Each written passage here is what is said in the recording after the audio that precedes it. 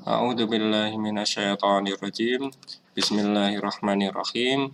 Assalamualaikum warahmatullahi wabarakatuh. Apa kabar anak-anak semuanya? Perkenalkan, nama Pak Guru Harun Kurniawan. Pak Guru di sini akan mengajar Al-Quran Hadis kelas 6. Sebelum kita masuk ke dalam materi pembahasan, marilah kita bersama-sama berdoa terlebih dahulu. Bismillahirrahmanirrahim. Raditu billahi rabba wa bil islami dina wa bi Muhammadin nabiyya wa rasula rabbi zidni ilma warzuqni fahma. Amin. Baik anak-anak semuanya, kita akan masuk ke dalam materi pembelajaran pada pertemuan pertama kali ini, yaitu tentang surah Al-Alaq.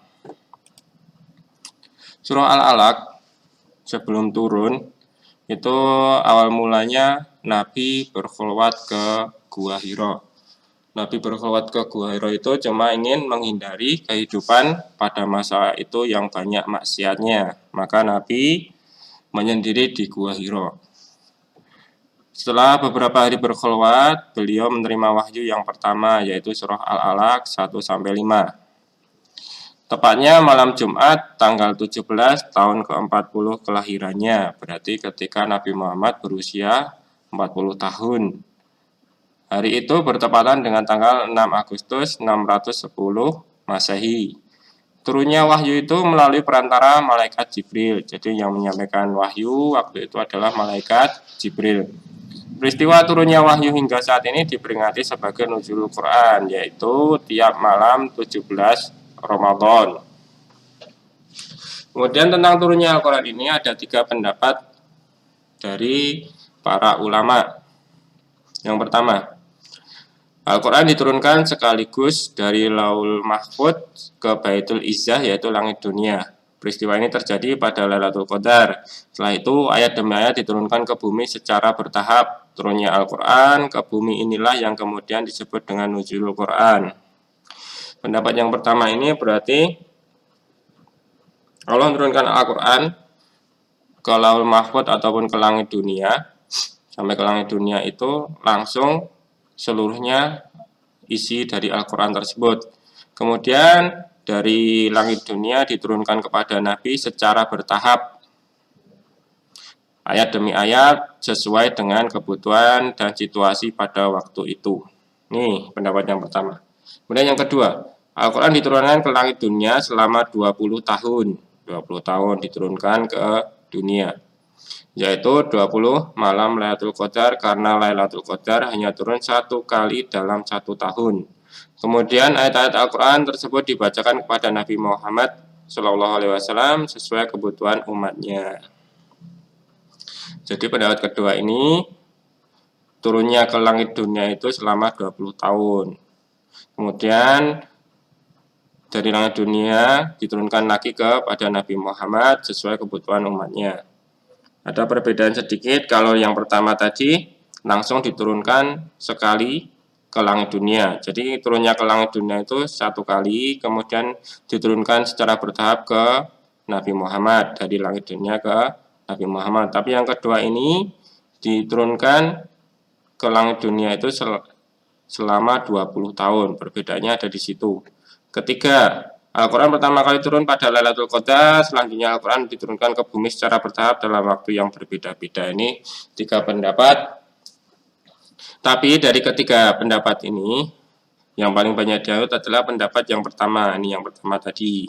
Jadi Al-Quran diturunkan ke dunia ditandai dengan diturunkannya wahyu yang pertama kepada Nabi Muhammad SAW, yaitu surah Al-Alaq ayat 1-5. Itu wahyu pertama yang diberikan kepada Nabi Muhammad, Al-Alaq ayat 1-5. Kemudian mengenal surah Al-Alaq. Surah Al-Alaq adalah surah yang ke-96 dalam Al-Quran. Surah Al-Alaq terdiri atas 19 ayat dan tergolong surah Makkiyah. Berarti kalau Makkiyah diturunkan sebelum Nabi Muhammad hijrah ke Madinah. Nama surah ini diambil dari kata al-alaq yang terdapat pada ayat kedua. Arti lafal al-alaq adalah segumpal darah. Isi pokok dari surah Al-Alaq adalah penjelasan Allah Subhanahu wa taala tentang perintah membaca. Manusia diciptakan dari segumpal darah, pena sebagai alat untuk mengembangkan pengetahuan, manusia yang melampaui batas karena merasa cukup, dan ancaman Allah Subhanahu wa taala kepada orang-orang kafir yang menghalangi kaum muslimin menjalankan perintahnya. Ini materi tambahan pelengkap dari buku kalian, biar tambah pengetahuannya. Yang belum ada dalam buku bisa kalian tambahi dengan tambahan materi dari Pak Guru ini. Kemudian kita masuk ke dalam bacaan surah Al-Alaq. Kita akan membaca surah Al-Alaq. Nanti Pak Guru berikan contohnya cara membacanya, kalian bisa menirukan dan membacanya bersama Pak Guru. A'udzubillahi minasyaitonirrajim. Bismillahirrahmanirrahim. Ayat pertama sekarang. Iqra bismi rabbikal ladzi khalaq.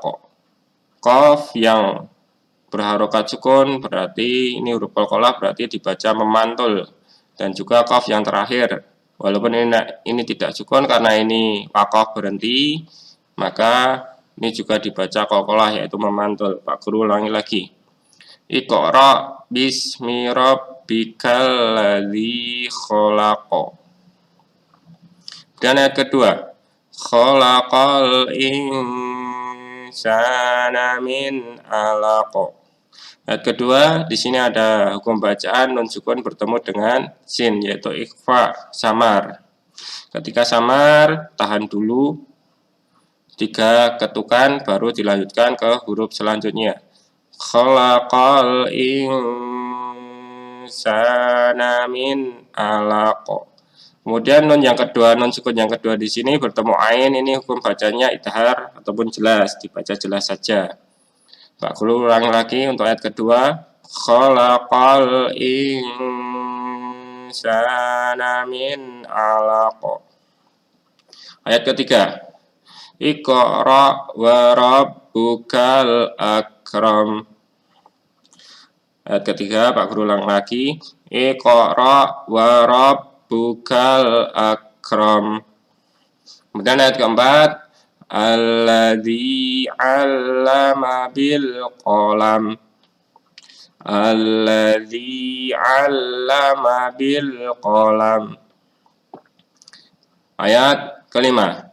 'Allamal insana ma lam ya'lam. Ayat kelima. 'Allamal insana ma lam ya'lam. Ingat, insana di sini adalah ikhfa, dibaca samar. Kemudian ayat selanjutnya. Kalla innal insana layatagha. Ayat selanjutnya, ayat 6. Pak Guru ulangi lagi. Kalla innal insana layatagha. Inna di sini non bertasydid gunnah. Gunnah itu artinya mendengung. Di sini juga ditahan ketika mendengung. Ditahan 3 ketukan, ataupun ada yang berpendapat juga 2 ketukan, tidak apa-apa. Yang penting stabil ketika ada nun yang berharokat tasydid dibaca mendengung. Pak Guru ulangi sekali lagi. Kalla innal insana layatagha. Ayat ke-7. Ar-ra'ahu istaghna. Pak Guru ulangi lagi. Ar-ra'ahu istaghna. Ayat ke-8. Ini ada nun yang bertasydid lagi, berarti di sini mendengung. Inna ila rabbikar ruj'a. Pak Guru ulangi lagi. Nun yang bertasydid dibaca mendengung. Inna ila rabbika ruj'a. Kemudian lanjut ke ayat 9. Ara'aital ladzi yanha. Ayat 9. Ara'aital ladzi yanha. Ayat 10. Abdan idza shalla. Abdan idza shalla. Ayat selanjutnya 11. Ara'aita in kana 'alal huda. In kana dibaca samar karena nun sukun bertemu dengan kaf, ikhfa. Ara'aita in kana 'alal huda. Ayat selanjutnya. Au amara bit taqwa. Au amara bit taqwa. Kemudian selanjutnya. Ara'aita in kadzdzaba wa tawalla. Pak ulangi, ada ikhfa-nya di sini. Ara'aita in kadzdzaba wa tawalla. Ayat selanjutnya 14. Alam ya'lam bi annallaha yara. Di sini ada dua yang mendengung, yaitu mim sukun bertemu dengan ba, ikhfa safawi, dan nun yang bertasdid. Di sini juga mendengung. Pak Guru ulangi lagi. Alam ya'lam bi annallaha yara. Ayat 15. Kalla la illam yantahi lanasfa'an bin nasiyah. Kalla la illam yantahi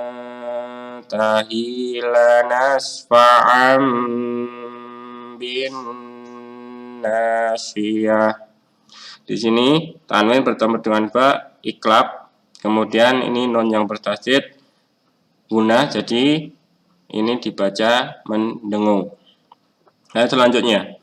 Nasiyatin kadzibatin khati'ah. Di sini ikhfa, tanwin bertemu dengan kaf, dibaca samar.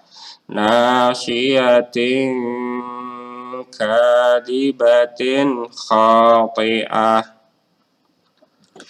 Kemudian selanjutnya fal yad'u nadiyah. Fal yad'u nadiyah.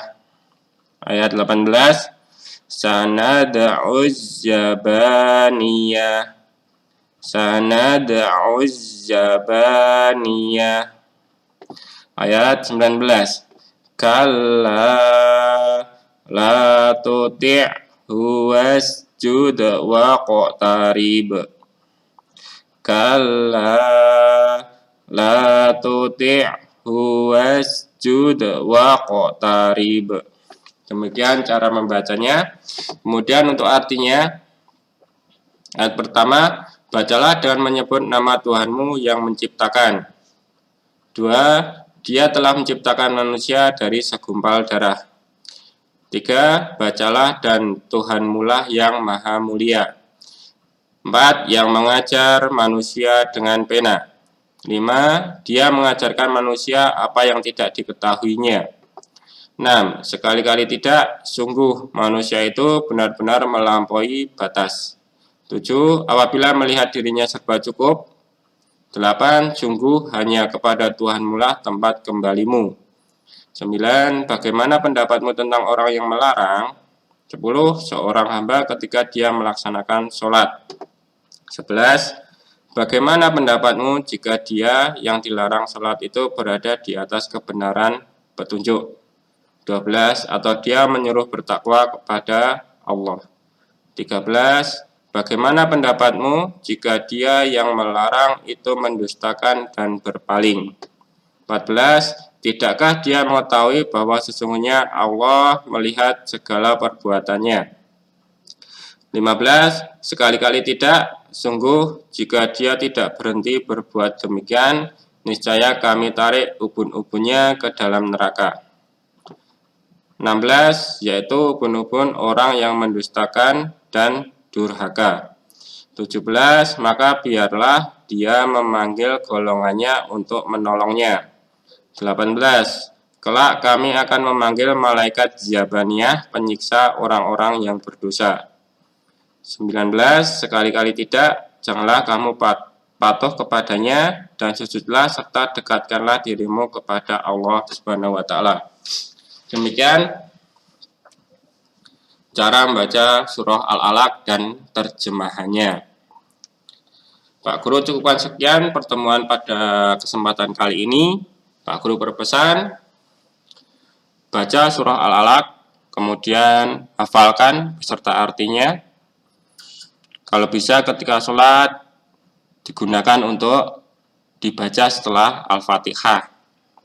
Biar kita cepat hafal dan tidak mudah lupa. Pak Guru berpesan lagi, jaga ibadah kalian, sholat 5 waktu kalian, kemudian patuhi kedua orang tua kalian, dan jangan lupa patuhi juga protokol kesehatan. Mari kita tutup pertemuan kali ini dengan doa kafaratul majelis. Subhanaka Allahumma wa bihamdika asyhadu an la ilaha illa anta astaghfiruka wa atubu ilaik. Akhir kata dari Pak Guru, wassalamualaikum warahmatullahi wabarakatuh.